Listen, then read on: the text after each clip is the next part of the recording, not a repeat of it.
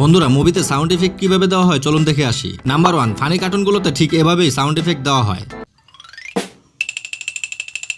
Number 2, টিভিতে আমরা ঘোড়া দৌড়াতে দেখতে পাই, কিন্তু এর আওয়াজ ঠিক এভাবে দেওয়া হয়।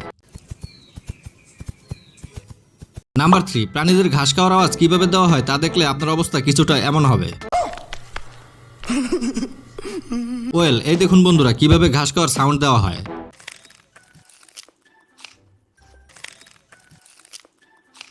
নাম্বার 4, টিভিতে কোনো দানবকে আমরা যখন উঠতে দেখি তার সাউন্ড একটি ছাতার মাধ্যমে ঠিক এভাবে দেওয়া হয়। তো বন্ধুরা, কোন সাউন্ডটি আপনার কাছে সবচেয়ে রিয়েল মনে হয়েছে কমেন্ট করে জানাবেন।